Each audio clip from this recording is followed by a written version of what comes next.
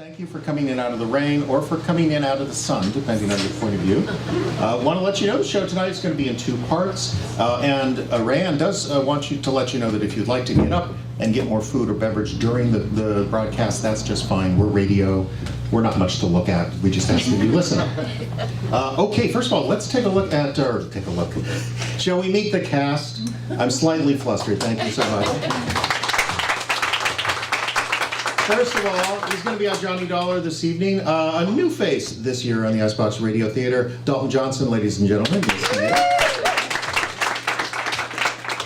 Hiding behind me, which is her usual position, Carice Boyer, right back here.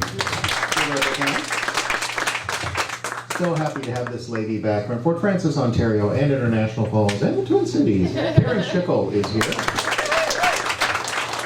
Any Rum Runner Sioux fans in the house? Because, yes, absolutely, she is here. Ayla McIntosh. And right next to Ayla, of course, Lance Manley, Library Detective, it's Caleb Silver. And bringing things up, of course, it's the Youth Brigade. Mitchell Erickson, ladies and gentlemen, the Teen of 1,000 Voices. That's my new nickname for you. The Teen of 1,000 Voices. And Foley artist extraordinaire, Edie Conant. That's our show. That's our show for tonight. No. Yours truly, Johnny Dollar, and the No Matter Matter. I hear you, Carice, but I'm in the middle of something right now. Followed by Lance Manley and the Whiteout Wacko, and also a little bit that we have not done in quite a while at the theater. It's called The Case of, or I'm sorry, it is called First Draft Playhouse, Gumshoe Case number 237J. We'll explain First Draft Playhouse when we get there. Second half of the show will be Rum Runner Sioux. Now, one of the things that we're very proud of here at the IVRT is we are not just a pretend radio theater. We actually broadcast on our streaming station, which is available at iceboxradio.org/stream. So if you know anybody that wanted to be at the show but couldn't make it tonight, excellent way to listen. It's right there on our website. And this is my actually favorite part of the show. So I'm going to check with everybody here. We all good to go? Mm-hmm. How about main control? Are we looking, now that everything's fixed-ish? Okay, I think we are ready to go live. Standing by and going live in 5, 4, 3, 2.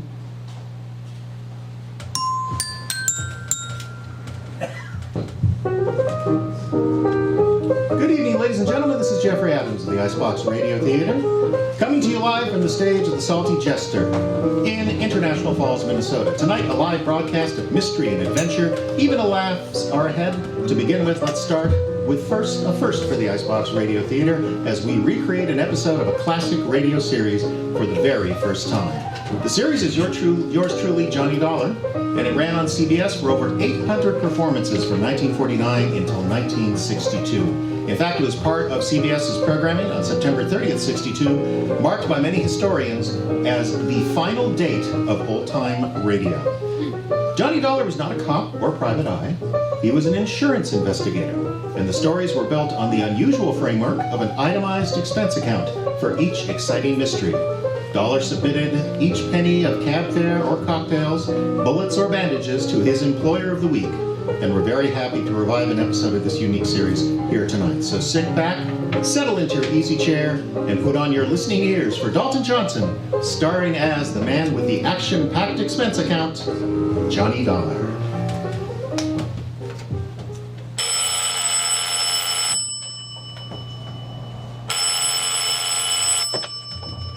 Johnny Dollar.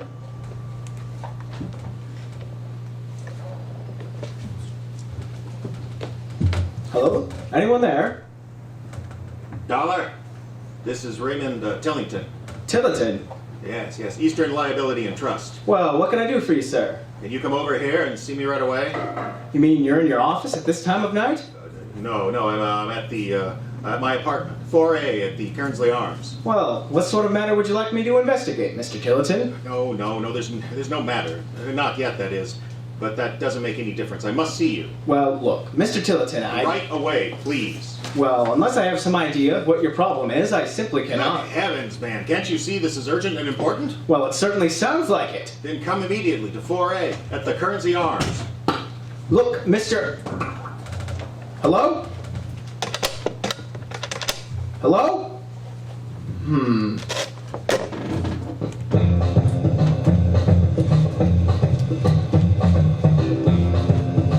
The CBS Radio Network brings you the exciting adventures of a man with the action-packed expense account, America's fabulous freelance insurance investigator. Yours truly, Johnny Dollar.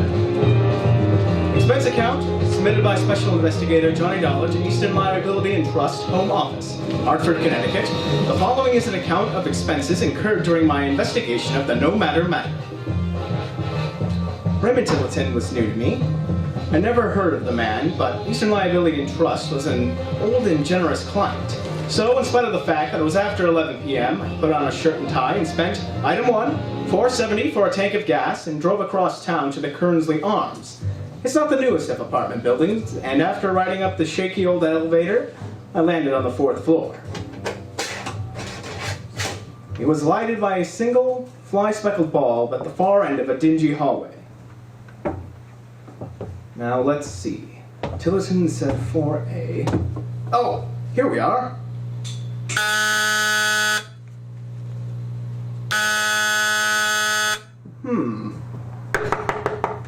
Mr. Tillotson. That's funny. Some kind of light on in there. Mr. Tillotson! Oh, he was so badly worried about something. Maybe I can slip this lock with a card. A lock of this vintage ought to be a lead pipe cinch. Ah, there we are. Mr. Tillotson, are you in here? Oh, excuse me, miss. I must have come to the wrong apartment. Miss?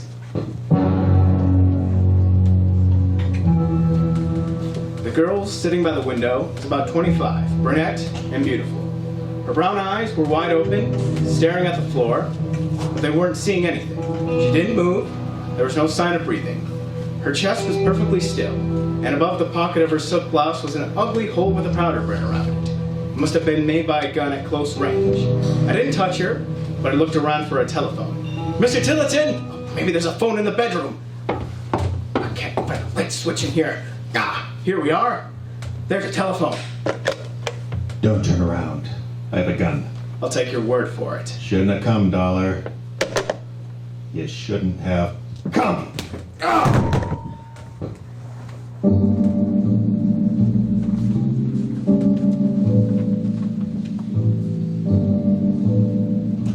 Must have been along about dawn when I finally came to. At least I could see a bit of light around the edges of the tightly drawn shades. My head felt as if it had been split wide open. Somehow I managed to reach over and pick up the phone and call the police before collapsing again, this time on the bed. How long I lay there? I'm not sure. But then I awakened, I staggered into the bathroom and doused my aching head with cold water.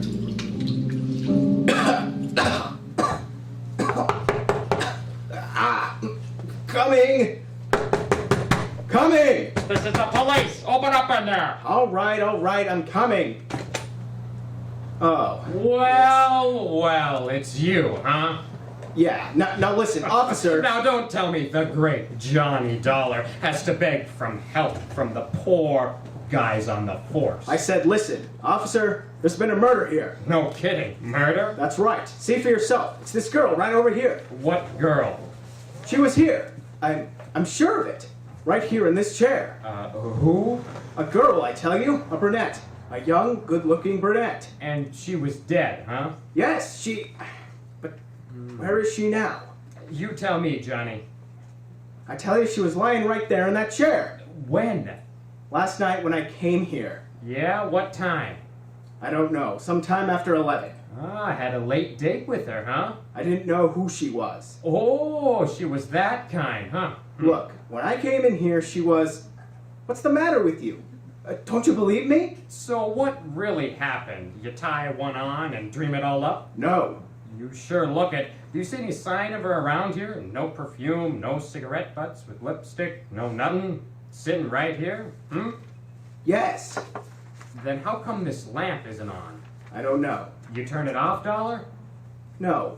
Wait a minute. I remember now. It wasn't on before. That's why I didn't notice it at first when I came in the door. Didn't she let you in? No. Then who did? Well, nobody. Let me... Oh, come off it, Dollar. I don't know what you're trying to pull off. How was she killed? Answer me that. It was a bullet just above her heart. You take it out and examine it, huh? So you could tell us what make and model it came from? And where's the smell of cordite you always get when a gun is fired? Me? I can smell that stuff for 2 days afterward.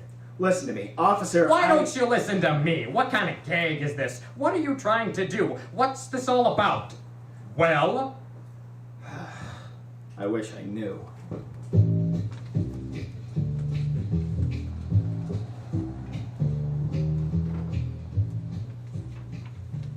I stopped in the office of the building superintendent before I left. Yes, sir. Apartment 4A is leased to a Mr. Tillotson, all right. But what's it your business? Well, that depends. And what was that policeman doing here, and why did he talk to you that way when he left? Who are you? Don't worry about it. Wait a minute, young man. Don't you walk out on me.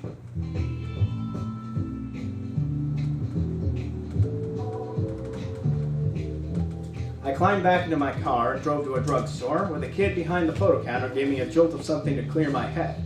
Then on to the Superior Building to the office of Mr. Raymond Tillotson, who had started all of this. I'm Johnny Dollar.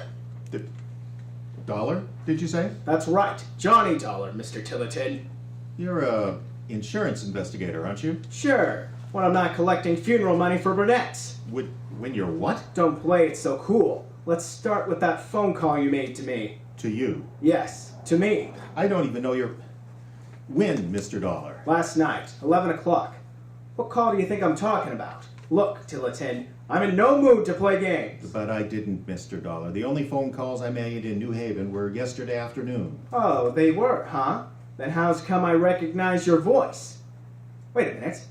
Did you say New Haven? Yes, I spent all of yesterday and last night in New Haven. You mean to say that you weren't at your apartment at the Kernsley Arms last night? I told you I was in New Haven. Why? Well, now look here, Mr. Dollar. Would you please tell me what this is all about? I asked you a question. Very well. I was visiting my mother. It was her birthday. Your mother, huh? Yes. Where does she live in New Haven? Little house at 1034 Laglinga Avenue. Why? Why are you pouncing on me like this? Why all these questions? You don't know? No, I don't understand what this is about. Believe me, Mr. Dollar. Believe me, please.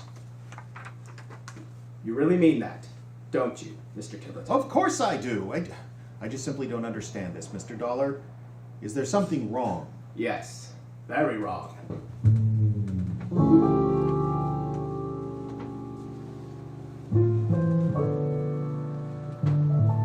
I was sure of that voice. It was the same one I had heard on the phone, and I heard it in his apartment just before the roof fell in on me.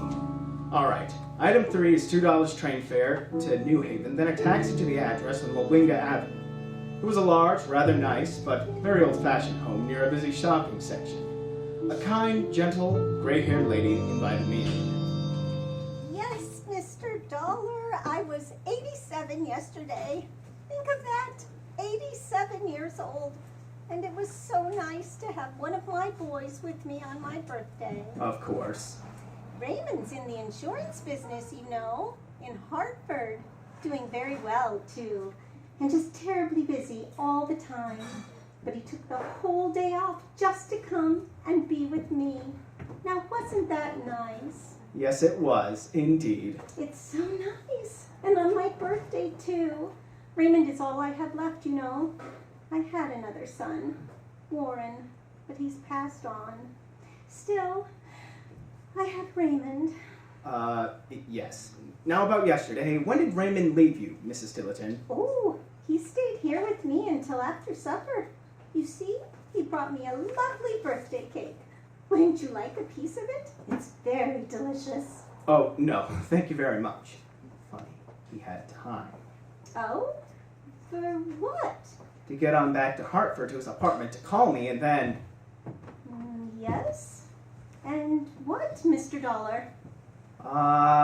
Nothing. Nothing that you need worry about. Thank you, Mrs. Tillotson. As I walked out to hail a taxi to return to the train station, the car pulled up at the curb.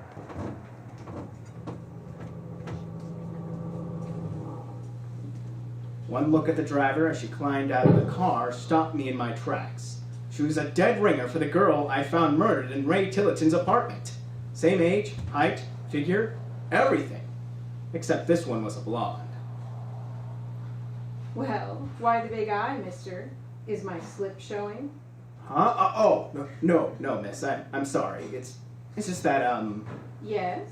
are you going to see Mrs. Tilleton? Well, I don't know if that's any business of yours, but yes, I am. I'm sort of an old friend of the family. Oh? My name's Clara. What's yours? Johnny Dollar, but tell me. Johnny Dollar? The investigator? That's right. Oh, thank goodness. I want to talk to you. Well, that makes us even then, because I'd like to talk to you. No.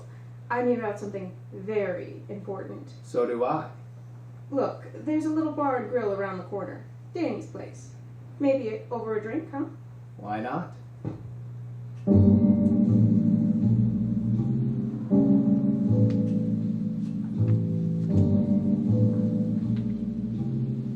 Stepping into the gloomy interior of Danny's place after the bright sunlight was like suddenly stepping into the middle of midnight. By the time I had clumsily stumbled against a table near the door...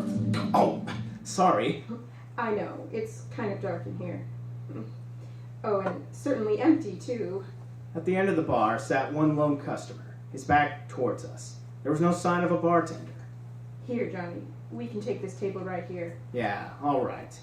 What happened? Did they run out of electricity in this place? Certainly looks like it. A little bit of light might help answer a few questions for me.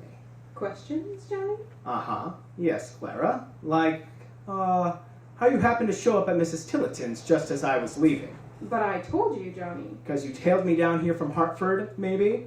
Tailed you? Because you figured maybe I'm onto something that you might be better off playing on my side? Johnny, I don't know what you're talking about. I'm talking about all of this, Clara. You appearing at Mrs. Tilleton's house, the empty bar with light too low for me to get a good look at you, and who's the lone customer sitting there at the end of the bar? Friend of yours? Johnny Dollar, I don't know what you're talking about. No? All right then, let's put it this way. What happened to the silk glass with the phony bullet hole above the pocket, and the powder burns? And I'm keeping an eye on that guy at the end of the bar. Well, Clara? Phony bullet hole?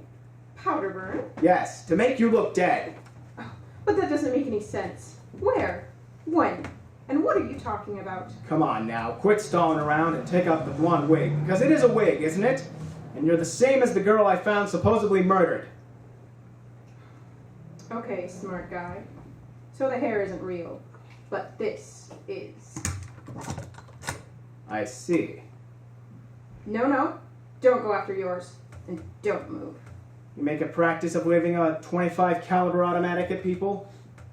Yes, when I need to, and right now is one of those times. No, don't move, and don't turn around. Don't want me looking at your boyfriend, huh? Okay, Tilly. It's okay now. You can come over and finish him off. Just keep the gun on him, Clara. Yeah, keep the gun on him, Clara. Wouldn't want your boyfriend to get hurt by a flying table. Give me that gun, Clara! Tilly!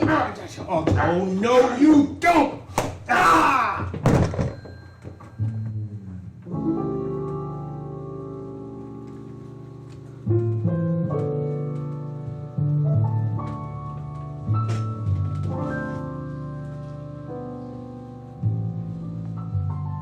You know something? Twice in 24 hours, and both from somebody coming up behind me, is a little too much. But if I had turned away from her to take care of him, I would have ended up with a .25 caliber slug in me. So I chose a lesser of two evils. A bad headache over a trip to the morgue. Hey, Johnny. When I came to this time, Johnny Dollar, come on. a young policeman was bending over me. Hey, Johnny. Huh? Ow. Someone really laid one on you, huh? What happened? I went through your pockets and found your ID. Johnny Dollar, investigator. Yeah. Oh, wow. Officer, did you see them? Did you see where they went? They? Two of them, a girl and a man. Nah, they must have seen me coming and skipped out the back. The back door's open. But I heard a shot from across the street, and knowing that Danny's place is supposed to be closed. Closed? Yeah, sure. Ever since we figured maybe Danny was partners with that guy, Tilleton. Tilleton? That's right, Tilly. The punk that one day we're gonna grab for pushing dope around here. I see. Anyhow, when I heard the shot, well, lucky for you, I was keeping an eye on the joint. But hey, maybe it wasn't Tilly that slugged you. No, it was Tillotson, all right, officer. I could tell by his voice, and she called him Tilly. Okay, now we've got a charge against him, if we can find him. Just leave that to me. Now wait a minute, Johnny Dollar. I'll see you later.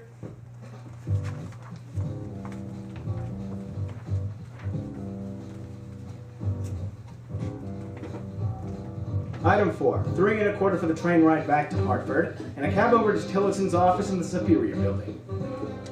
No, I'm sorry, Mr. Tillotson hasn't been in this afternoon. I don't doubt it. All right, miss. Thank you. It's quite often he's out at the office, you know, out selling insurance. Don't bank on that.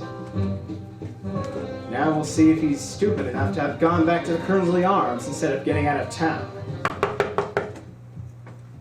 Yes? Johnny Dollar, open up. Dollar, I'm glad to see you. You are, huh? Yes, yes. Suppose you tell me why. Well, because of this morning at my office, you said some very strange things. Yeah? Then after you left, I got a call from the superintendent of this apartment. He said that you and a policeman had been here last night. And that surprised you? Well, yes, of course it did. And then all those questions about where I'd been yesterday. Look, Tillotson, I just paid a visit to your sweet and unsuspecting mother. Were you checking up on me? You know I was. Then you know I didn't lie. That I was with her yesterday. Sure, until after supper.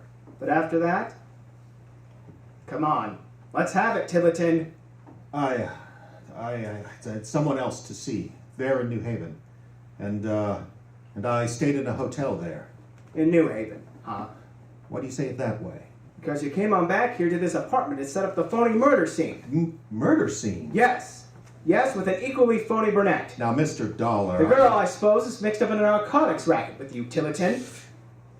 Oh, the word narcotics makes you blanch a little, doesn't it? Yes. Anyhow, you got me here with your call, and while I was distracted by what I thought was a dead body, you slugged me from behind. No. And pretty good job of it, too. But it didn't leave me dead. Dollar, You didn't know that, though, until I showed up at your office. Then when you figured I'd see your mother, you tailed me down there.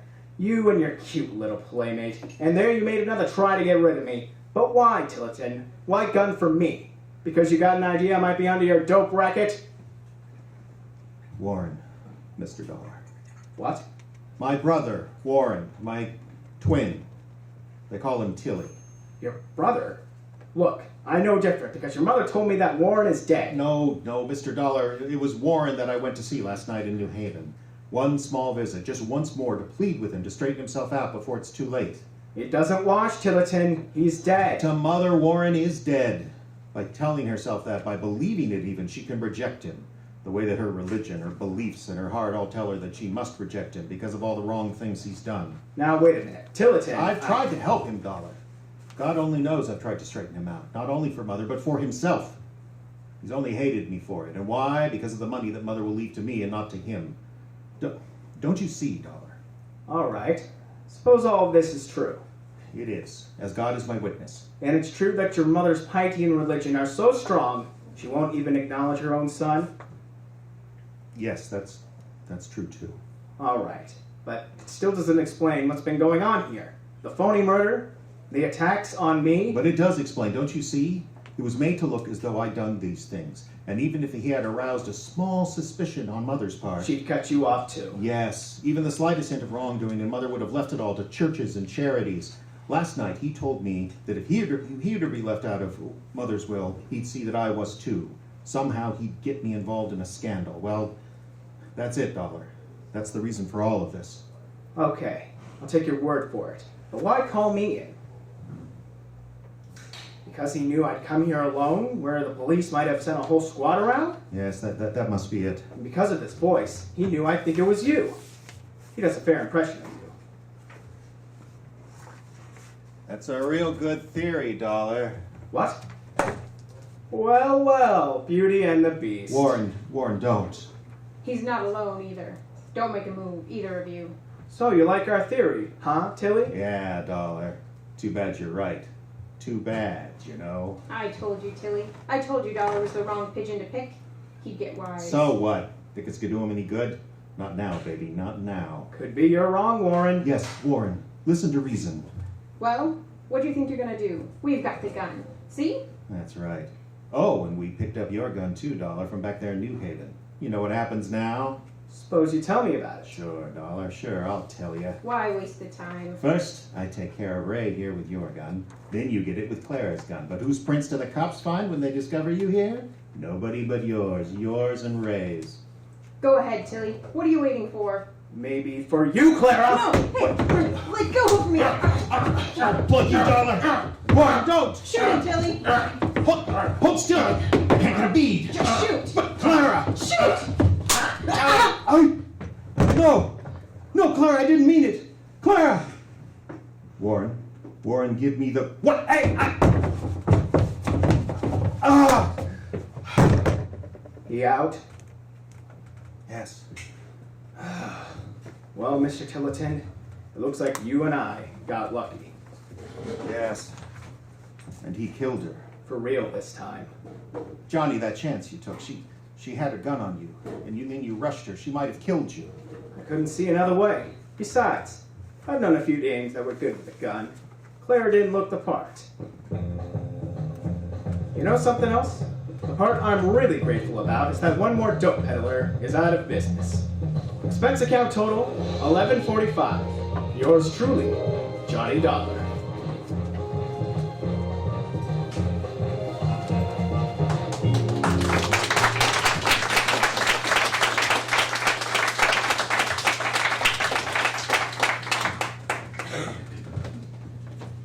Next up on the Icebox Radio Theater, the Sleuth of the Stacks returns with a true IBRT original. Lance Manley, library detective, began as a one-off joke during a Funny in a Small Town podcast and has grown completely out of control. So tune your radios to danger, literary danger, as Caleb Silvers returns now as Lance Manley. Too Bright, the book light that's illegal in 5 states and the District of Columbia, presents Lance Manley, library detective. There's a million readers in the Naked City. My job keeps the books they read clean. And by clean, I mean without smudges, fingerprints, or cookie crumbs embedded in the binding. It's impossible in the best of times, and impossible the rest of times. But it's a living, and it's who I am. Lance Manley. We'll be back to Lance Manley in just a moment, but first, friends, have you ever considered the possibility that your neighbors are laughing at you? That those sidelong looks at your yard as they walk by, or that half smile, half smirk directed your way at the block party or Christmas gathering might really represent deep-seated disrespect for your taste, your home, your political views? Do you spend long nights at a second-story window with binoculars keeping watch on the neighbor's house just because? Then you might be a Too Bright man. Yes, Too Bright, the book light you can see from space, understands that compensating for something cannot be done in half measures. So we assure that your products, in addition to bringing the words of your favorite book, periodical, or pamphlet leaping off the page in perfect white-hot legibility, can also blind your enemies in the event of a quick getaway or preemptive strike. Now available strictly via mail order, Too Bright comes in 3 models: the Eisenhower clamp-on model, the Nixon floor stander, and the John Birch shoulder-mounted tactical unit. Send $2 for your free catalog to Catalog 3 Castro Boulevard, Casa del Loco, Cuba. Do it today before they find out. And now back to Lance Manley, library detective. In a tiny alcove high above the stacks of the public library, a frosted glass door keeps evildoers at bay and bibliophiles fingering the stacks in safety. For on the other side of that glass, sitting behind a battered oak desk, is the cop of cataloging, the Seamus of the stacks, the Dick of Dewey Decimals, Lance Manley, library detective. In all the reading rooms and all the back stacks in all the world, there's one thing every spying slammer fears above all: the vandal. Sometimes it's just a kid with crayons adding eyeglasses to curious storage in the Lorax. Other times it can be a misguided intellectual writing criticism on the margins of the latest science book the New York Times pegged as accessible. Whatever the case, vandals are boogeymen to librarians. Most of the time, their unholy work can be undone with a gum eraser and a little elbow grease. But not this time. This time was different. It all started when I saw a shadow across my frosted glass door. Manley, what's the meaning of this? It was the boss lady, Effie Standish, head librarian and one tough cookie. We had a begrudging respect for each other, born of necessity. She had to keep dark forces away from her books, and I had to keep my bank account just above water, if only just. Well, Manley, you gonna take all day? Sorry, boss, I had to finish the narration. Explain this. What, the book you just threw on my desk? It looks like a hardback James Patterson. What's the beef? Open it. I don't get it. You don't, eh? Well, that's funny, since I was under the impression you were supposed to be security around here. Cripes. Boss, this entire book has been Ruined? replaced. Every page covered in whiteout. You don't say. It's a tragedy, Manley. I've never seen the like of it before. An entire book altered until it's unrecognizable. You find this in the stacks? Yes, right where it belongs, in with the rest of the Pattersons. Only this one, instead of being a top thriller about 1950s Berlin, is the heartwarming story of two people finding love in the autumn of their lives. That's a pretty big change. That's nothing. The latest Joe Hill was changed into a long essay about local architecture. And 50 Shades of Grey is now about growing cold frame tomatoes. Who could do something like this? Any decent bookbinder, of course. Mrs. Riley used to do binding here at the library, but she's been retired for years. Any clues? That is your job. I want this over, Manley. I want this criminal caught and all the books he's vandalized put right. Consider this your annual review. Meaning? Meaning, if you don't catch this scum, you can hit the brakes by walking on them. Effie was tough, it was true, but she didn't waste words. If she was threatening my job over this case, then it must be serious. So I started where anyone would, the book in front of me. The cover was classic Patterson, block letters in gold, a title that promised global intrigue when you cracked open the spine. But all that disappeared like some cigar smoke in the wind. Most every page of the book had been carefully rewritten. Where Patterson's prose fit, the culprit kept it intact. Where it didn't, a thin layer of correcting fluid had been applied to the page, and new words written over with an old typewriter. A Smith Corona if I knew my vintage typography. The job was crude, but carefully, even lovingly done, as if the vandal wasn't really out to destroy the books, just change them. But the only thing criminal about the whole enterprise was the writing, which would have given my AP English teacher 2 strokes and a drinking problem. Bad. You haven't read bad until you've read this dribble. Luckily, that wasn't my problem. I just had to focus on the books, not the words. And the book gave me plenty of clues. I didn't have a suspect yet, or a motive, but I did have a starting place, and he was right there in the library's basement. You busy, Doghouse? Oh, hey, Lance. What can I do you for? Do you for? Yeah, Doghouse Riley. The library's resident custodial engineer, fix-it man, and, in a pinch, amateur detective. What I didn't notice, Doghouse did. And despite his punch-drunk demeanor, he remembered everything. You done with the narration, Lance? You're a funny guy, Doghouse. You seen this? It's a book, ain't it? Oh, 2 for 2, Doghouse. You'll laugh riot today. We got a problem upstairs and boss lady wants it over by yesterday. What's the beef? Just a Patterson, ain't it? Someone's messing with the collection. Take a gander at that book and you'll see what I mean. Hey, this ain't right. No kidding. These words been changed. I make it a correction fluid and typewriter job. Smith Corona, most likely. Yeah, could be, but how you gonna type into a hardbound book? How you gonna? Book don't fit in no typewriter. Get all smushed like it would. Well, our boss lady thinks our crook has bookbinding skills. Thinks the culprit takes the book apart, types in the new words, and then puts it back together. Yeah, could be. Mm-hmm. Something wrong? Oh, no, Lance. What could be wrong? Be wrong. So we're looking for somebody with a whole lot of whiteout, a typewriter, and the ability to rebind books. That's about the size of it, yeah.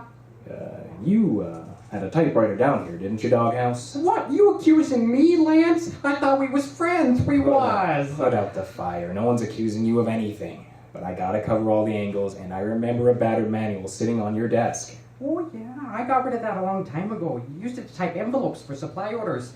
I did, but I do all that with my phone now. Join the 21st century, huh? Can't live in the past, Lance. I got my mops and such from the .coms now. .coms. Yeah, but that typewriter, though, it was... Yeah, Lance? That typewriter sat right there on that spot, didn't it? What, here? On your desk, yeah. I suppose that's where it's at. I don't remember, honestly. Doghouse, Yes, Lance? there's dust all over this desk except where that typewriter sat. You can see a dust-free zone right about the right size. Yeah, well, I'm not much of a housekeeper. Where's the typewriter, Doghouse? I told you, Lance, I got rid of it. Trash? Sure. You, Doghouse Riley, just threw out a working manual typewriter. Yeah, why not? Shame. Tom Hanks would have paid a little dime or two for a dime out like that. Yeah, well, live and learn, I guess. Loved him in Forrest Gump. Ugh. Classic. Yeah. Is that all you need, Lance? Just the one more thing. And all the orders you've done on your phone, any chance you've picked up a large quantity of whiteout? Why don't? No, of course not. Who uses that stuff anymore? That stuff? Our mystery man does. Well, I can tell you I didn't order it for him. Now, if you excuse me, that radiator in the junior room ain't gonna fix itself.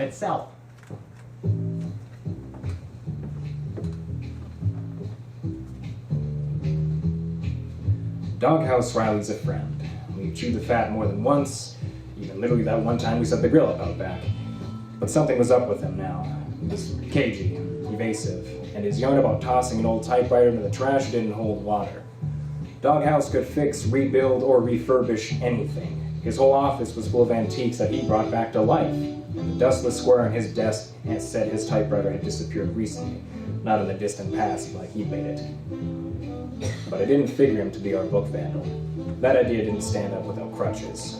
Plus, Doghouse was as honest as a Michener is long. And when I'd asked him straight up if he'd ordered a large quantity of whiteout, he looked me square in the eye and said no. There was a piece of this I was missing, and I knew where to find it, but it wasn't gonna be easy. Come in. Well, Good afternoon to you too, boss. can the wisecracks, Manly. Have you put a stop to the vandalism around here? Relax, boss. The day is young. Look at that. Harry Potter and the Sorcerer's Stone. Ruined. What's the angle this time? Don't ask. Let's just say the boy who lived is now very focused on painting watercolors along the North Shore. Well, they probably taught painting at Hogwarts. Can the jokes. Why are you here? I got a lead on a suspect. Who? Just as soon not tell you in case things don't pan out. But I need access to the employee records. Think it's an inside job? It may be. Who? Like I said, boss, I'd rather not. And I'd rather not give you access to the employee records. They're confidential. Do you want this solved or not? Not at that price. Accusing staff of such a heinous crime? Ridiculous. Get your Canon gear, Manly, or get busy looking for another job. Being threatened with firing was certainly nothing new coming from Effie, but it felt a little different this time, and I could see her point. I was in charge of security around here, and someone was ruining books on my watch. Kind of an existential crisis for a gumshoe like me. I went back to my office and weighed my options. I didn't like how they added up, but I was getting desperate. So I turned out my office light, sat back in my chair, and waited.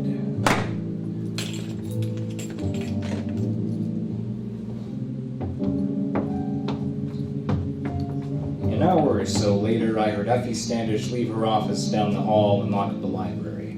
I waited 10 minutes, then went silently down to Effie's office. I got out my lock-picking kit, the souvenir from a previous life, and made ready to open Effie's door the hard way. That's when I noticed it was ajar.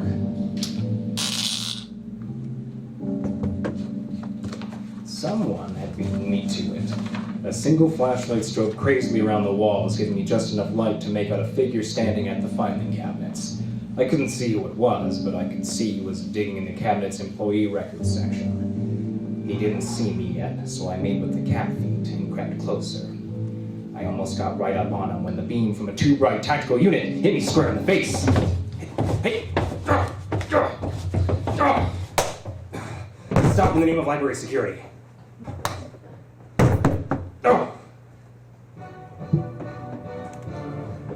I still hadn't seen him, but now I knew he had a good right hook. I got up and staggered out the door to the hallway. There were 2 staircases, one to my left and one to my right, both empty. I tried to listen for any sign of him, but came up with 0. My head was still ringing, and the mystery man was gone. That's when I spotted a piece of paper down at my feet. Mystery man must have shed it, making like Jesse Owens. I picked it up and couldn't believe what I was holding in my hands. I had a solid case now, but I didn't like it. I went back in Effie's office to do what I originally came to do, and 2 minutes of rustling gave me all the info I needed. Back in my office, I mulled things over and decided the straight and narrow was the only way. So I rattled off an email telling the interested parties to meet me here in the morning. It was time to have this out. At 9 a.m. sharp, my office door was flung open by an angry librarian. We open in an hour, Manly, and I have things to do. Cool your heels, boss. Take the good chair. I plan to. You solved it? Yeah, Caught the monster? we'll see.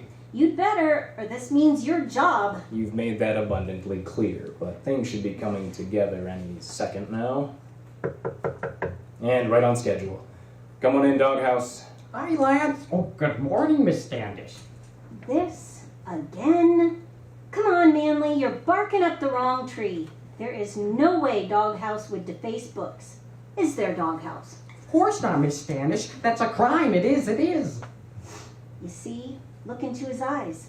This man is as honest as the day is long. More than I can say for you, you cheap Seamus.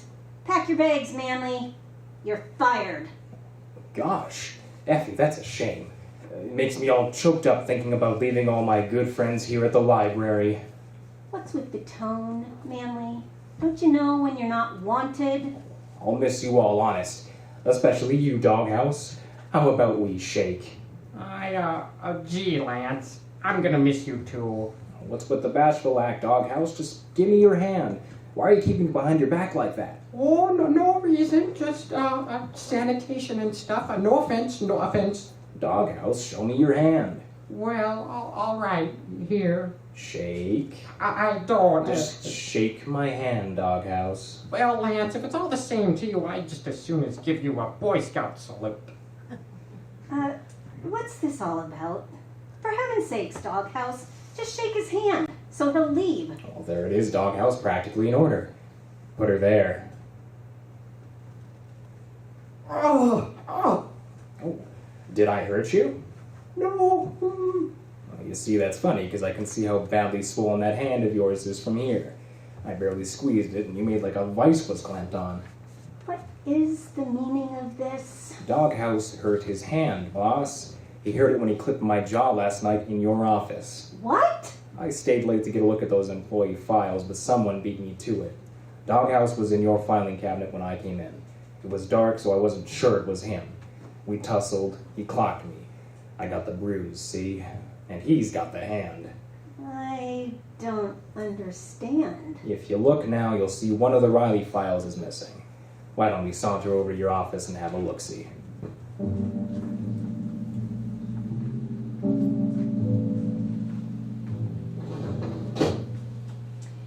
I don't know why you're spinning yarns, Manly, but you're all wet. See? There's Doghouse Riley's personnel file, and I found it right where it should have been. Right, but I didn't say Doghouse's file would be missing. I said a file from one of the Rileys would be, and I meant Doghouse Riley's mother and the library's former bookbinder, Mabel. What? Mabel's been retired for years. It's the only thing that adds up. The key to it all was your honesty, Doghouse. Your famous honesty. I never lie, Lance. I never. Of course not. And that's what gave me a solution to this puzzle. Whoever defaced our books needed 3 things: a typewriter, a whole lot of correcting fluid, and expertise in bookbinding. Your mother had all three. You gave her your typewriter because, as you said, you didn't use it much anymore since you started ordering supplies online. And because you did all those online orders, it was easy to pick up a massive quantity of correcting fluid. I thought I was at a dead end when I asked about that whiteout. Remember what you said to that doghouse? Sure, I said no, I never did order that. I didn't. And that stumped me up until our little altercation in this office last night. You dropped something in your haste, doghouse. You dropped this receipt. Good Lord. He ordered an entire gross of liquid paper? Yeah. I'd asked him about whiteout. That's a brand name of correction fluid, just like liquid paper is. That gave him just enough wiggle room to weasel out of a confession. I'm sorry, Lance. Really, I am. It's just Ma. Uh-huh. She misses the library, but she was getting to the point where she couldn't do the work no more. She couldn't. Not in the right way, anyways. Doghouse? I know, I'm sorry I am. You better come clean. Were you supplying her with the books? Not exactly. I drive her to the library and she'd pick one off the shelf that she thought needed improving. At first she did all the work down in my room. I caught her at it more than once, but she couldn't stop. What about the typewriter? I really did throw it out, Lance. I really did. But she found it by the dumpster and took it home, stealth-like. That's where she's been working for weeks. But how did she get the books? None of the defaced ones were checked out to her. I looked at the records. She just took them, boss. No! Remember, she used to bring her work home with her? She did. In her mind, this ain't no different. She wasn't stealing the books. She was fixing them. Surely you tried to put a stop to this. Of course, but I can't watch her 24/7, can I? I'm sorry, Miss Standish. I'll clean out my desk. Hold on there now, doghouse. Boss, you feel like hiring a new janitor this winter? Can't let this go, Lance. Sure, but let's see if you can dance to this tune. Doghouse pays to replace the books his mother ruined. Ma O'Reilly refocuses her activities, and we keep this whole thing quiet. Doghouse keeps his job, and the public never finds out about our little discrepancy. But the books. She can't go on defacing them. Of course not, but how about we feed Mabel a steady diet of copies from the withdrawal sale? You're always complaining that shelf is too crowded anyway. Let her play with them for a while. No harm done. I don't know. Come on, Effie. Her art was in the right place. There were no malice in her, right, doghouse? Oh, no, she didn't hate the books or nothing. She just thought they needed a little fixing. You hear that, boss? Let Mabel fix the withdrawn copies of Clive Cussler and she'll be happy. I don't like that you didn't tell me about this, Doghouse. Oh, gee, Miss Standish, it was my ma. Well, don't think on it too long now, Effie. Our happy ending is right there. All you have to do is write it. It took a bit more convincing, but I got our boss to come around. Eventually, she saw that the best thing for the library was to feed Mabel Riley's editorial addiction with casts off, then pretend the rest of it never happened. It didn't hurt that Doghouse put in a lot of unpaid overtime, and the stacks were now sparkling as a result. So my job was saved, for the time being, and all was right with the world. Everything except Doghouse. It took a few months to shake the guilt. Books are like people to librarians. Doghouse was haunted with the feeling he'd betrayed someone. We never spoke of the case, but there were still times I'd catch him leaning on his broom, his eyes focused on a distant place only he could see. I couldn't do much for him in those moments, just offer him a three-fingered Boy Scout salute, and he would smile and salute me right back.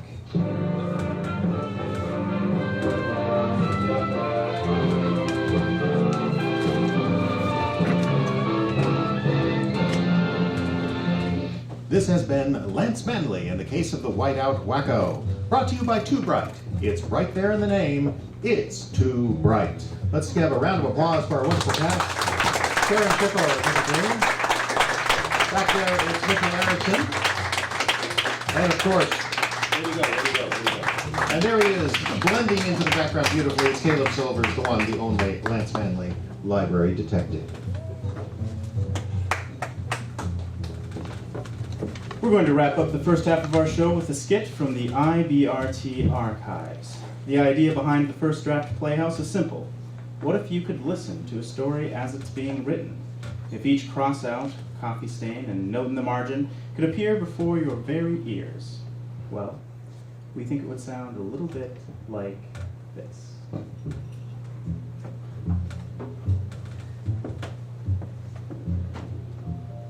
Time again for First Draft Playhouse, the program that brings you so many of the greatest stories of all time before they ever saw the pen of an editor. Tonight's hard-boiled mystery story, number 327-J. I was in my office, minding my own business, which was as slow as a rock, sitting on the sidewalk. For the past month, my checkbook had been in an iron lung, my bank account was on life support, and my credit rating had a catheter installed.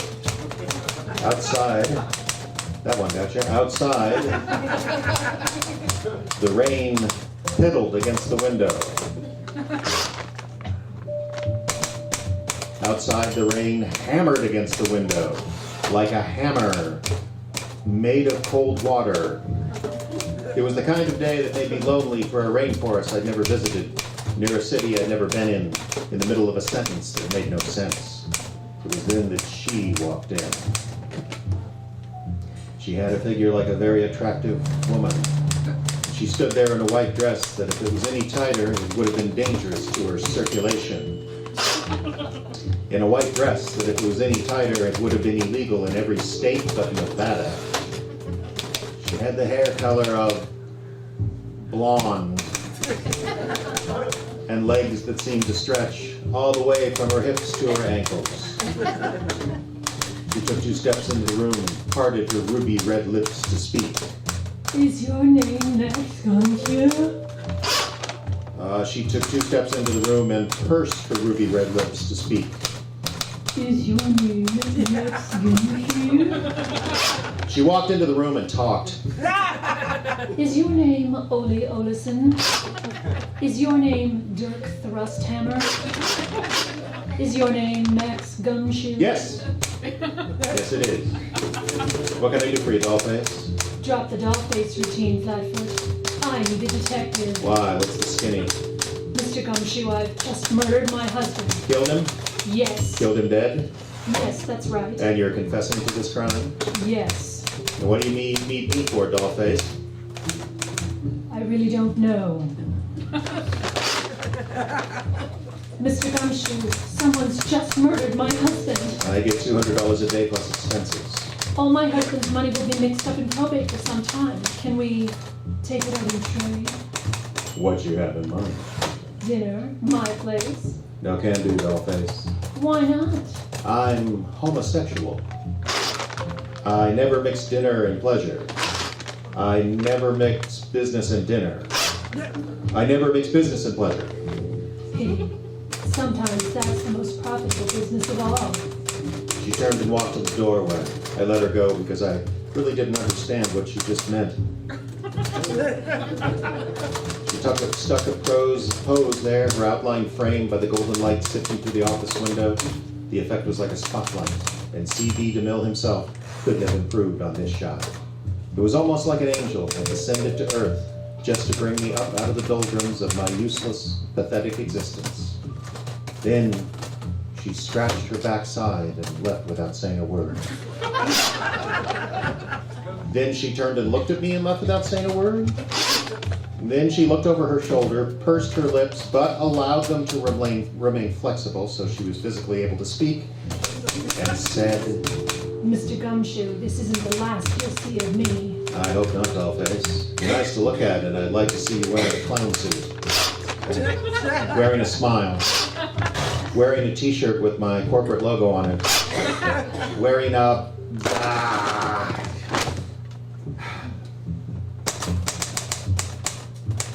I was in my office, minding my own business, which was as slow as a rock, sitting on the sidewalk.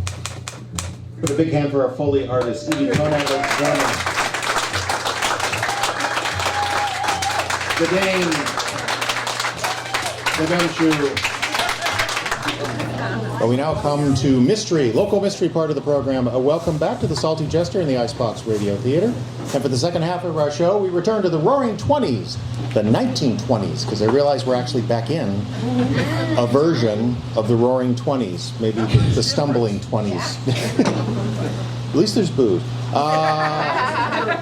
and the world of Rum Runner Sue. Part detective, part businesswoman, all heart. Sue can't seem to avoid trouble, even while enjoying something as simple as a horseback ride in the country. So come back with us now to enjoy Ayla McIntosh as Rum Runner Sue on the Icebox Radio Theater. Sorry, the fans have Marilyn Monroe. X-rated show.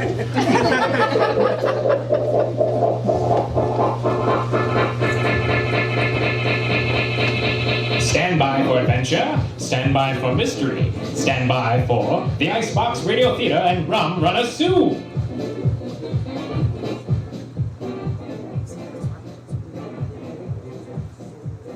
Life can be a little rough up here on the border, but at the same time, there's plenty of room for the genteel set if they've a mind to wet a line or shoot a deer. After all, part of the pleasure of living in Minnesota is the proximity of the wilderness. One minute you're hobnobbing with the governor in a St. Paul speakeasy, and the next minute, plus or minus a train ride, you're 10 miles from nowhere in a birch bark canoe. Of course, the presence of city folk in our fair village can lead to a sore neck or two. Take as a for instance, this fellow named Percy from Chicago. Percy was the most snot-nosed, stuck-up, know-nothing the guides in our county ever had the misfortune of running up against. But the only nice thing he ever did was get shotgunned to death under mysterious circumstances. Interested? Pull up a stool, I'll tell you all about it. It's Rum Runner Sue starring Ayla McIntosh. Mystery and adventure in the northern wilderness of Prohibition America. We'll be right back with tonight's exciting story right after this.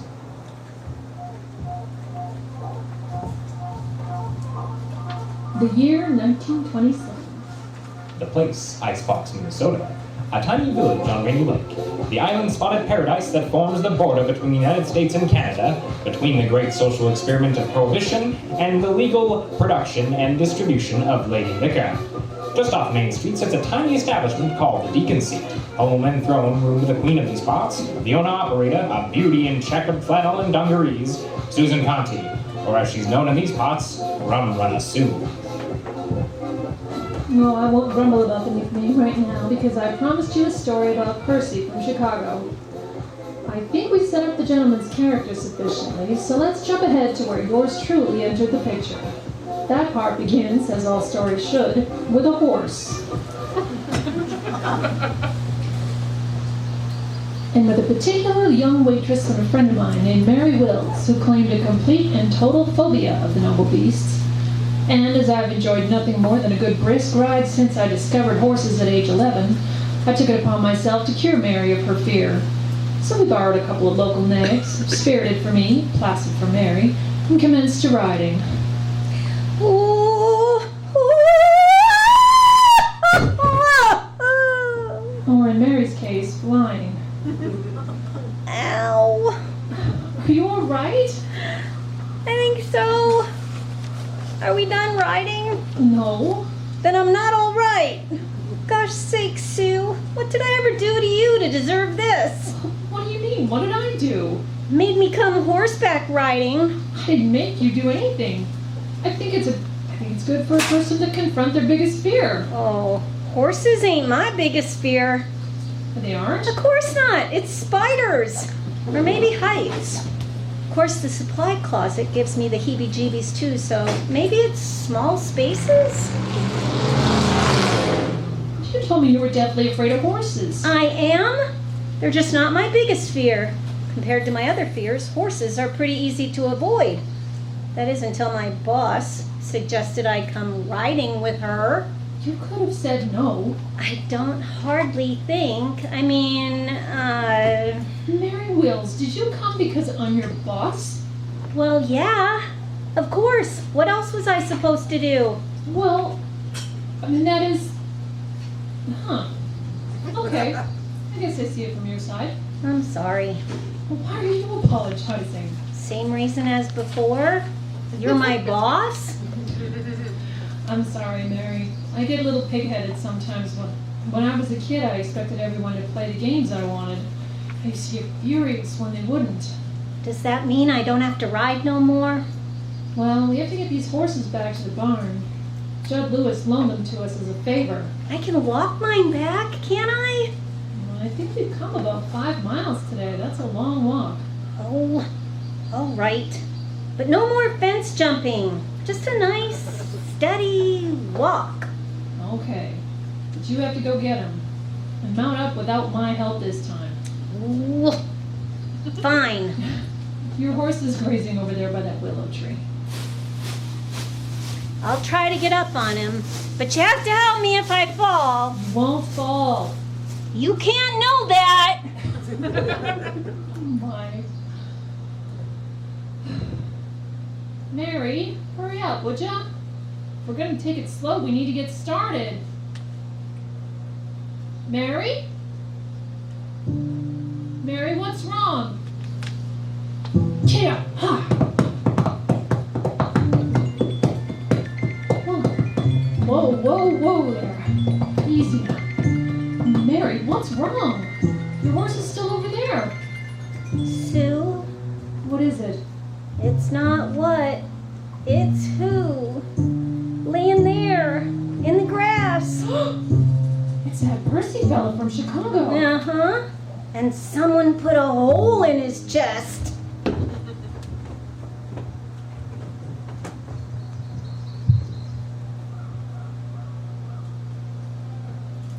Sheriff? Hank said he'd bring the car around. We'll take the body down to the hospital in about 5 minutes. Fine. Thanks, Fred. Yes, sir. They gonna be all right? Who? The girls? They'll be fine. Go up to the road and wait for the car. Would you, Fred? Sure thing, Sheriff. I just ain't never seen a dead body before. No one should have to see that. You all right, Mary? I'll be fine. Sheriff, thanks. Sue? What? Are you all right? Why wouldn't I be? Right. So let's go through the story one more time. Why? We already told you what happened. Sure, but I want to hear it again. If we're both all right, like you said. Well, we were out horseback riding and I got thrown. And you're sure you're okay? Of course. I landed in that tall grass over there, and after that, Sue made me go get the horse, who happened to be over near the, well, you know. The body, right. Why the writing? I hadn't been in a while, and Mary said she'd never been. And we don't get too many days off in the summer. Pleasure excursion, huh? That's right. Something wrong, Bo? Nope, go on. Well, that's it. Mary went over to retrieve her mount and went white as a sheet. I went over to see what was wrong, and that's when I saw him. What did you see exactly? Percy Parkinson laying where he is now. Only without the sheet over him, of course. Of course. It was set up like this? You didn't touch anything? No, not a thing. He was planning to camp out, obviously. Tent and some other gear all wrapped up ready for transport. Whole stack of provisions. Yeah, I noticed that. The trail there leads down to the shore. We found a canoe dragged up on the beach. Looks like he was headed upriver. Well, for a week at least. What makes you say that? Well, Bo, I don't know much about crime scenes, but running a restaurant makes me an expert on groceries. That provision cache is substantial. You can see bacon and flour and a whole crate of eggs. It's enough for a week in the wilderness for 2 people. 2 people? What makes you think there were 2? Word was this character went everywhere with a guide. He burned through most of them, too, on account of being so disagreeable. He was a horse's ass, is what she means. Mary! Well, he was. The boys at the deacon's seat all said so. He bossed men around like they were his personal slaves. Never listened to the guide's advice and then blamed them when he couldn't catch nothing. So he'd hired more than one guide, is what you're saying. That's right. The boys passed him around like a bad penny. No one could stand him for more than a day or 2. Do you know who his last guide was? I don't know, but the boys might. I'll need to look into that. Now, don't you come around scaring all my customers. Why do you think I'd do that? When you had that look in your eye. Just come out of uniform and ask friendly like. And order a whiskey so the boys know you're not there to bust them. I'll take that under advisement. Did any of the boys say when they last saw the dead man? It hasn't come up. You think any of them got angry enough to do this? Is that what you're thinking? Well, this could have been the result of a fight. There's a hatchet there near his right hand. He could have been fighting off an assailant. Wouldn't that lead to a defensive wound? Holding a hatchet in front of it to fend off the gunshot? How on earth do you know about things like that? Well, I have been known to read now and then, Bo. Read what? True Detective? My library card is none of your business. Besides, I am right, aren't I? Maybe yes, maybe no. All we know for sure is that this didn't happen very long ago from the look of the preservations. Or of him. Well, how do you know that, Sheriff? Well, nature hasn't, intruded on the crime scene, so to speak. Huh? He means no animals have been at the body, Mary. Or at the provisions. That bacon couldn't have been left very long before something would have dragged it off. Well, something's been at the eggs. Well, that's true. Yeah. It's funny, though. What is? Well, the eggs. You notice how only the eggs that are broken are right down the center of the crate? The ones on the side aren't even touched. A raccoon probably got to him. Yeah. Well, ladies, I have to stay and find what I can find, but you two had a very long day. You should head back.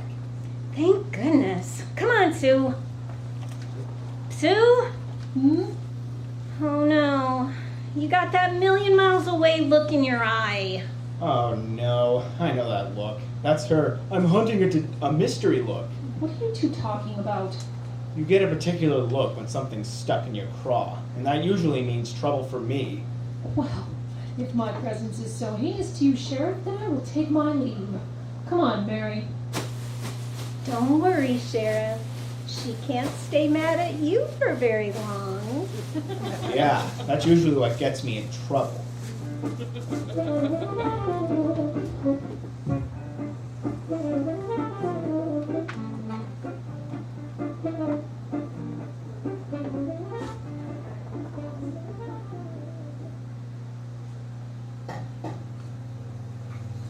Sue? Sue? Harry asked if you could wrap up 2 of those corned beef sandwiches for his lunch. Sue? Sue! What? Oh, I'm sorry. Did I answer silently again? So you heard me about Harry's sandwiches? Right. Harry wants 2 roast beef. Corned beef? Right, I got it. You are really distracted this morning. No, I'm sorry. It's that tourist murder, isn't it? Have you asked the boys about it? I put it in the rumor mill, but they're all a little reluctant to talk around here. They don't want to finger one of their own. What do you mean? Well, the boys all know about you and Bo. There's nothing between Bo and I. You keep saying that, but you're not very convincing. What's it to them anyway? Work it out, Sue. The boys don't want to tell me who Percy's last guide was, because I'll tell you and you'll tell Bo, and the guide will end up in the electric chair. We don't have capital punishment in Minnesota. Ugh, you know what I mean. And a life sentence in a cell is a death sentence to these boys. They're outdoorsmen. They wouldn't last 2 years in a cage. So they're not talking, is what you're saying? Nope. Well, I don't understand it. Don't they see how bad it could be for them? Well, what do you mean? Well, the rich folks from the cities can go to some other lake, you know. And then where would our boys be? Well, Percy didn't come up from the cities. Well, my point stands. If word gets out that a fisherman was murdered on this lake and the local authorities couldn't do anything about it, our boys are going to lose customers. Do you think it was one of our boys done it? Well, I don't know. They got liquored up enough and angry enough, maybe. Well, if it did happen that way, I'm sure Percy deserved it. Mary, it's an awful thing to say. Well, it's true. He was mean and looked down on folks, and he had a big mouth. I had to wait on him once. It was terrible. What did he do? I'd just as soon not say. Mary? Well, somehow or another, I guess he found out I used to work at Madame Rose's Joy House, and he started making some very untoward remarks. You don't need to stand for that, you know. Oh, I didn't. I put too much pepper in his eggs. I can't say I blame you, but I wish you wouldn't involve my cooking in situations like that. Spit in them, too. Yeah. You haven't. No, I never done it before, and I'll never do it again. That's a promise. Good. Next time a man gets fresh, I'll just brain him with a frying pan. For some reason that sounds better. I think so, too. But honestly, Sue, I don't think any of our boys would have done it. Why not? Well, all the reasons you said about losing trade, and they found that hatchet next to him. Well, what's that got to do with it? I can't see one of our boys stepping into a fight with a hatchet. You know how slow they are to act. Well, if it wasn't one of ours, then who was it? Well, we don't know much about Percy, do we? Just that he was from Chicago and rubbed folks the wrong way. And couldn't fish worth a damn. Hey, one of the boys said he used to yammer on about being some big wig in some insurance agency. Insurance, eh? What is it? Well, I lived in Chicago for a spell, and I knew a man who was in insurance. Maybe it's time I look him up.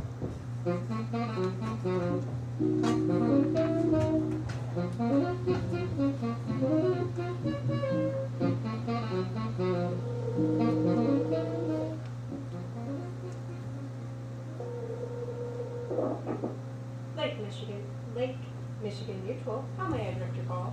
Roger Thornby, please. One moment. I'm sorry, Mr. Thornby can't come to the phone. May I take a message? Well, actually, could you please tell him Susan Conti is calling? I'm sorry, but Mr. Thornby is indisposed. If I may have your number, Miss Conti, I'll be happy to pass along. Wait, Conti? Susan Conti?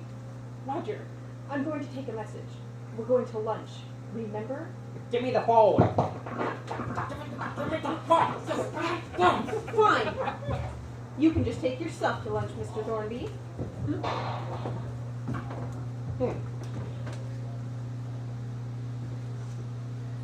Sue? Hi, Roger. Is this a good time? Oh, it's always a good time for you, Sue. Why wouldn't it be a good time? Well, it sounds like I kind of got you in trouble there. Oh, no. That was just my secretary. She's, kind of high-strung. Uh-huh. Yeah, and also, sort of my, fiance. But it's great to hear from you. You haven't changed a bit, Pinky. Pinky? Oh, I haven't been called that in years. Remember the old gang running down by the lake? Oh, good times. Sure were. Oh, and Sue, we were all real sad to hear about the news about Pierce. It was a shame, a darn shame. It was, yes. How are you holding up? Is there anything I can do? Anything at all? Are you still in St. Paul? I could come up there. Oh, no, I'm fine. I'm living a little further north now. It's an out-of-the-way place with a lake and friendly folks. Best thing for you, get out of the city. Where did you stay exactly? Roger, I'll tell you why I called. Call me Pinky. Oh, all right, Pinky. I'm trying to find some information about a visitor to our parts. Well, I'll be straight with you, Roger. Pinky. Pinky. I'll be straight with you. The man died, and we're trying to find his next of kin. Oh, that's terrible. Jeez, where did you say this was? Oh, way up north, Canadian border. Oh my, you're living way up there now, are you? That's right. And we're trying to figure out the next of kin for this man, and some of the guides he hired said he was from Chicago and worked in insurance, just like you. Oh, I see. That's really why you called? Yes. The only reason? Stay focused, Mickey. Right. What's the man's name? Percy Parkinson? I'm sorry, say that again? Percy Parkinson. Do you know him? Yeah, well, Chicago's insurance is kind of a small town, so we all know each other, and we all know Percy. He leaves quite an impression. Well, we left quite an impression up here, too. Yeah, you say he died? That's right. Under mysterious circumstances? Why do you ask? Nothing at all. I'll tell you what, Pinky. You're a friend, so I'll spill the beans. You will? Percy Parkinson was shot. He was? Yeah. Dead? I'm looking for his next of kin, remember? Oh, right. What can you tell me about him? Well, he worked over at Lincoln Life, quite high up, I believe, and, Oh, you can tell me. Go ahead. Well, these are just rumors, you understand, but the word was Percy had something on his boss. I don't know what, but it was enough that he could get whatever he wanted. Company car, expense account. Fishing trips? Sure, that fits. What's the boss's name? Ramsey. Hiram Ramsey. But I'm sure he had nothing to do with it. Why? Well, he always seemed a good man. Excellent backhand. Pardon? Tennis. Oh, right. Thank you, Pinky. You've been a big help. Say, when are we going to see you down this way again, Sue? Oh, soon. Real soon. Or I could always come up there, relive some old time. Hey, remember that night in the boathouse? Sorry, Roger. You're breaking up. It happens all the time up here. I mean, bears knock down the phone lines. Oh, that's okay, Sue. I can always make... Phew. What the... Mary? Yes, Sue? Were you listening on the extension just now? I was. Yes. That's a private phone call. Sounded like Roger wanted it to be a little more private. Mary, I thought that call was about Percy's murder. So I thought you might like an extra set of ears on the situation. Though I can see why you wouldn't now that I've listened. What's that supposed to mean? Roger is an old beau. No, he is not. Sounds like he wanted to be. Well, what he wants or doesn't want is immaterial. Not to him it ain't.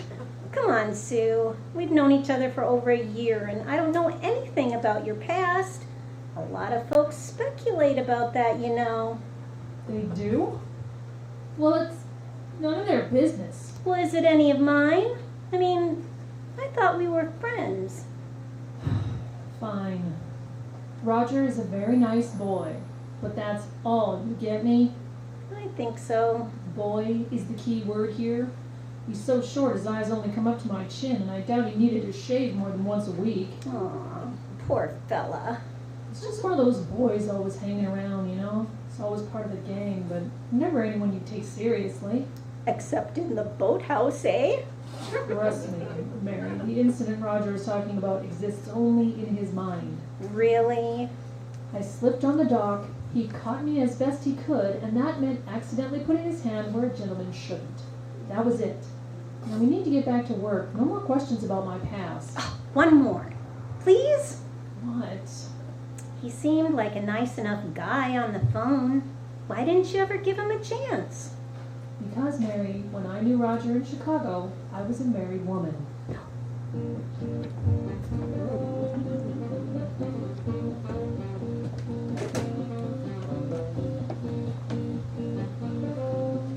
Bo? Sheriff? In here, Sue. Oh, there you are. It's quiet around here. Yeah, I got my boys out looking. I got some news. Oh? I have an old friend in Chicago who knew our dead man. Said he had some trouble with the boss. Serious trouble. That's so. Yeah, but when I tried to call the boss, his office stonewalled me. You're gonna need to follow up, Bo. I can't issue warrants and the like. Well? Well, what? Well, why do you just sit there like the Sphinx?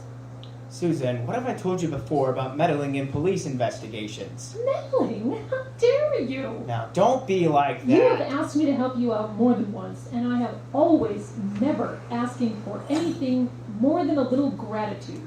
I can see now even that price is too dear. Your business is a central gathering place for folks from all over. It's only natural that I ask you information from time to time. Oh, and that's all I am to you, huh? A secretary taking minutes? What do you want to be? A detective? Well, no, not as such, but don't you dare sit there and tell me I haven't helped you out around here. All right, I admit it. You've got a good head on your shoulders and keen insight. Thank you. But you're not a cop, and I'll keep the option to shut you out if I think it's necessary. But how can you know if it's necessary if you don't follow up on that lead? What? The boss in Chicago? Yeah, turns out our Percy had him by the short ones. Blackmail? Well, I don't have the specifics. That's why I need you to call him. You've got the badge, and that means that you have the authority to... Susan, What? What is it? we have a suspect. What? We have a suspect. One of the boys let slip who Parkinson's last guy was. It was Possum Jack. Possum Jack? You can't be serious. Jack is one of the sweetest boys in town. He wouldn't hurt a fly. Heck, he always fishes with lures because he's squeamish about live bait. Nevertheless, he was Parkinson's last known guide, and when we went to his cabin, his woman there said she hadn't seen him in 2 days. That dates back to the day of the incident. She said he come in as white as a ghost, packed up his kit, and took off. She begged him to tell her where he was going, but he wouldn't even give her a compass point. And you think that makes him guilty of murder? I think that makes him worth questioning. And I think it's awful suspicious that he took off the same day it happened and that he hasn't been seen since. I have every deputy in the field right now looking for him. Possum Jack will never let you find him in these woods. If he's thinking clear, I'd agree with you. But he's probably panicked and scared. This case has all the earmarks of a crime of passion, a mistake. If Jack lost his head and shot Parkinson, that's manslaughter. He won't get life, but he has to do his time. Sounds like you've already made up your mind. My mind doesn't count. It's what the judge and the jury think. But we've got to bring him in. It just doesn't seem right. I know. I like Jack too. But innocent people don't flee, Susan. And we have to bring Jack in. Dead or alive.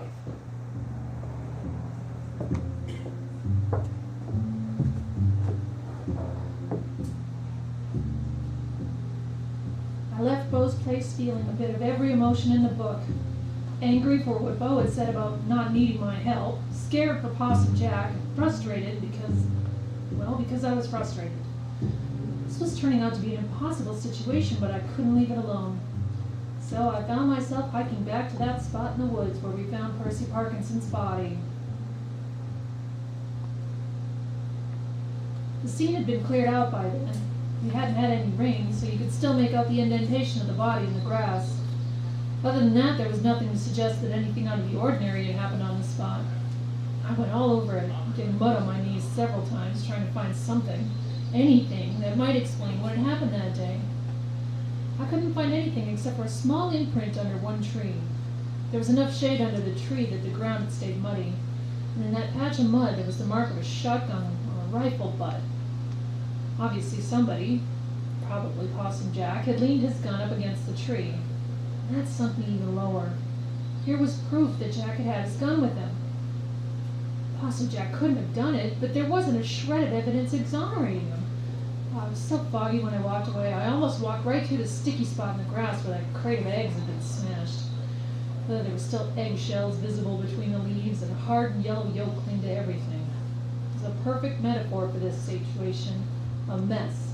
A sticky, disgusting mess.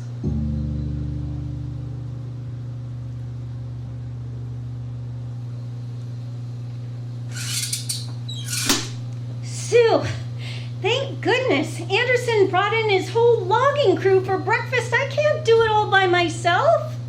What? Oh, sorry. I'll get a clean apron and help out. You all right? Oh, I'm fine. I just went out to the scene. The what? You know, where we found the body? What'd you go out there for? I don't even know. I talked to Beau, and he's convinced Possum Jack's a murderer. Yeah, I know. You do? How? I just found out myself an hour ago. Rumors fly fast in a small town. Some of Anderson's loggers ran into a deputy out in the woods, and he told them to be on the lookout for Possum Jack. Do you know him, Possum Jack? I mean, Sure, a real sweet guy. Kind of quiet, but always real polite to me. you never knew him to lose his temper? Maybe get into a fight now and then? Nope, never heard tell about that. And when he comes by here to partake of our underground menu, it's always just one whiskey and then off to home. This one's got me stumped.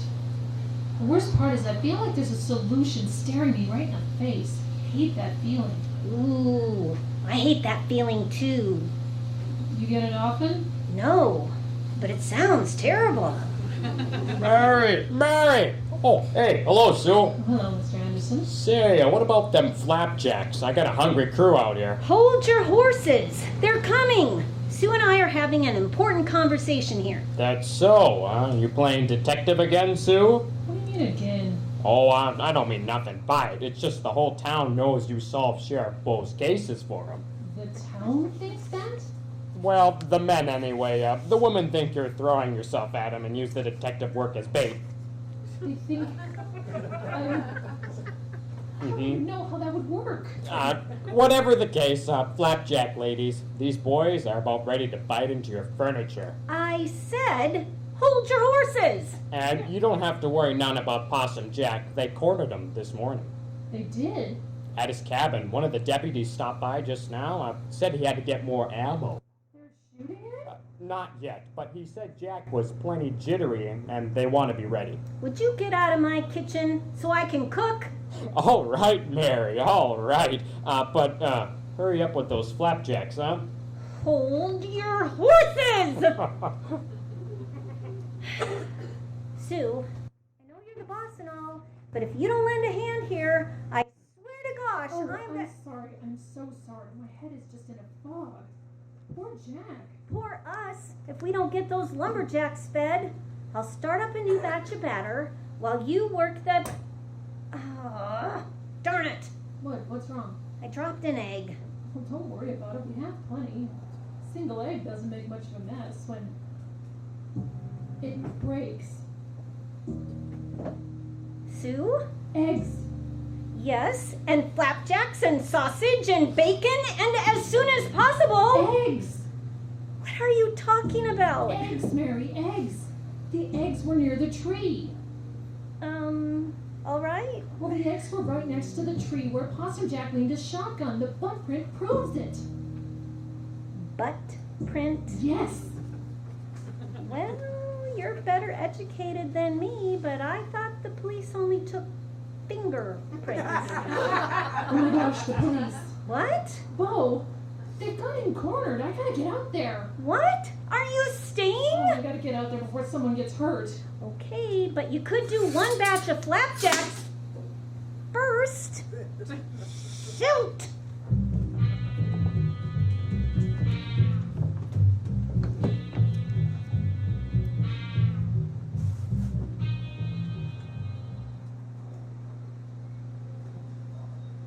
They make it around the trees yet?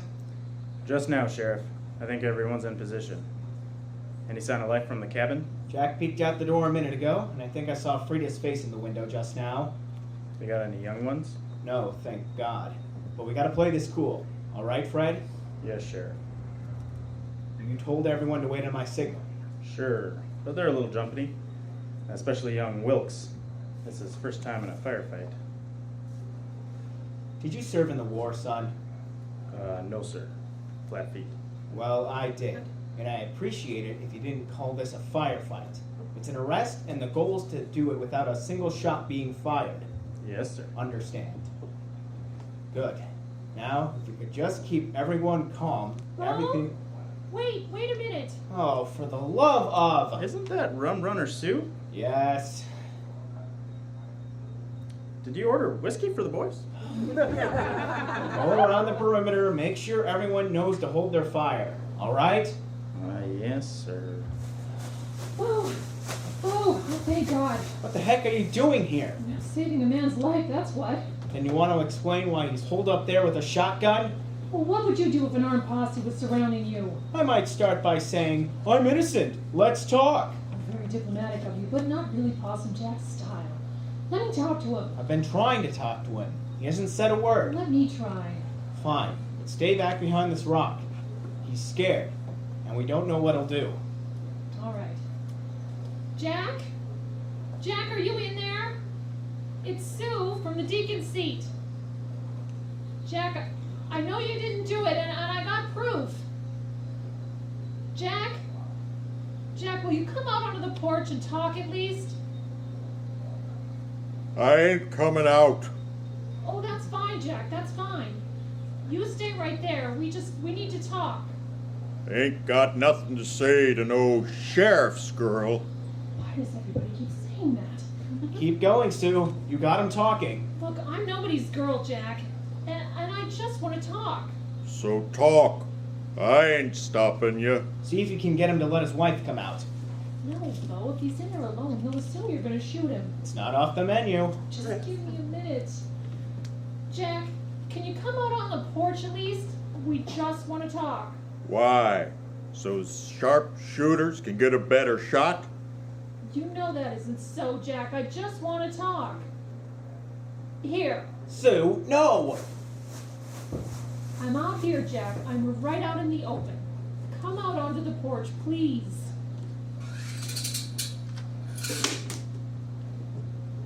All right then. Talk. Look, I know what happened, Jack. I've been out to the campsite where you and Percy Parkinson went, and I figured it out. It was all an accident, wasn't it? Well, No! Dang it! Hold your fire! Hold your fire! Damn it, Welch! Jack, are you alright? oh, like you care. You was just bait to get me out of the house. No, I swear I'm not. I know what happened. It was an accident, wasn't it? An accident, Jack. You leaned your shotgun up against a tree, and when it fell over and hit the crate of eggs, it must have fired right into Percy. And you figured no one would believe you on account of Percy being so difficult, so you took off, right? Right? They won't believe me. Jack. None of them believe me. He was some fancy pants city fella, and I'm just a dumb mountain man. They gonna come in here with their big city lawyers and put me in the electric chair. No, Jack, they can't. Minnesota outlawed capital punishment in 1911. Electric chair, cell for life. What's the difference? They won't believe me. Jack, I believe you. And I'm not just taking your word. The evidence shows it was an accident. Frida believes you, doesn't she? Why you ask me that? Well, just answer me. Does she believe you're innocent? Well, I suppose. Okay, so Frida and me, that's two. And that's practically half a jury. I believe you too, Jack. You stay where you are, Sheriff. Hold on. Hold on. I'm putting my sidearm back in its holster. See? I just want to come up here by Sue. Susan, Yes, Bo? explain it to me again. Well, remember the crate of eggs? How only the ones down the center were broken? Yeah? Well, there was a little mud under the tree right next to that. You could still see the imprint of a rifle or shotgun butt in that mud. Like someone had leaned a gun up against the tree. Okay. So the wind comes up or something else, tipping the gun over. It hits the eggs, breaking the road down the middle of the crate and just goes off. Parkinson must have been standing in the way. Right. A simple accident. They happen all the time. That what happened, Jack? Well, I don't rightly know, Sheriff. My back was turned. I rested my shotgun up against a tree, sure enough, but I was over tended to the tent when I heard the shot. What was Parkinson doing then? You wouldn't believe it. He was hacking at a tree branch with a hatchet. Said he's gonna gather some firewood. Well, I told him fresh wood too green to burn, but he wouldn't listen. He didn't listen to anyone. Just reach up, grabbed a branch, started hacking away, the fool. Jack, you say he reached up and grabbed a tree branch? Yes'm. This didn't happen to be the same tree the shotgun was leaned against, was it? You know, I think it was. That was a willow tree, Bo. If he was wrenching a limb back and forth, it could have shook the whole tree and then... Dislodged the gun. Yeah. Jack, I think I owe you an apology. Oh, okay. But to square things, you're gonna have to come down to the office, and that means you have to give me that gun. Well, gee, Sheriff, can I get it back sometime? Sure. Oh, all right. For pity's sake, Jack, it wasn't even loaded. You know I knew I forgot something.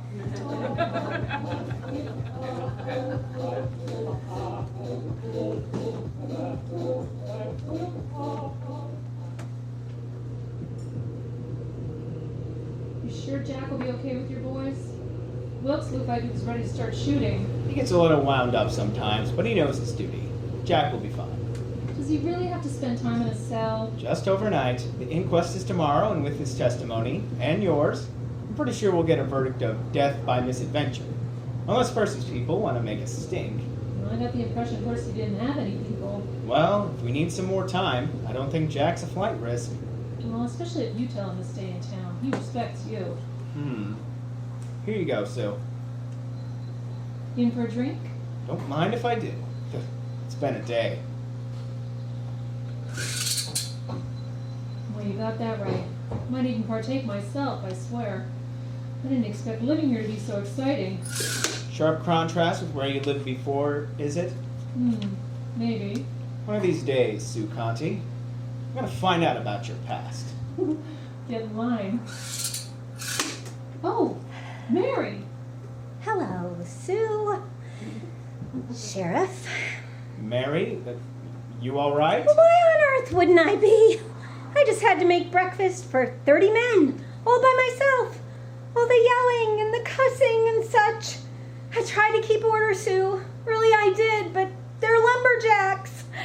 They need a firm hand. Right. And the threat of violence.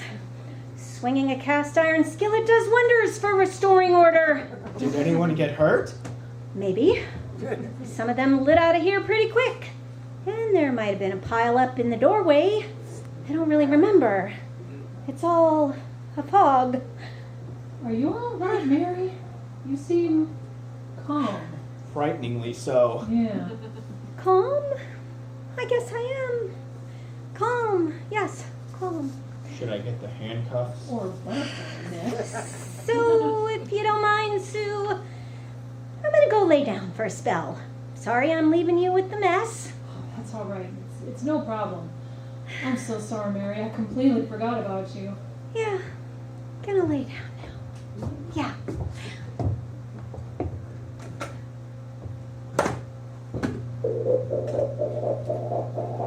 You know, I just stared down a man with a gun, but that was the most frightening thing I've seen today. What do you mean? Well, Bo, Jack's gun wasn't loaded, but Mary... she could go off at any time. This has been Rum Rummer Sue. Enough is enough. Tom Johnson was Bo. Karen Schickel was Mary. I was Possum Jack. Sound effects, Easy Kona. And of course, your Susan, Ayla McIntosh, ladies and gentlemen. Up on stage, everybody. Big hand for the cast of this show. Caleb Silvers, ladies and gentlemen. Louise Boyer. The teen of 1,000 voices, Mr. Erickson, ladies and gentlemen. And Ian Hall, who double dutied. He acted as well as helped at our engineering table. Katie Nelson, our engineer, give her a hand. Pre-recorded sound effects and music by Diane Adams. That is our show, but the bar is open here at the Salty Jester in International Falls. We're going to stick around. Please come up and say howdy. We'd love to talk to you. And for those of you listening online, we now return you to your regularly scheduled program. Good night, everybody.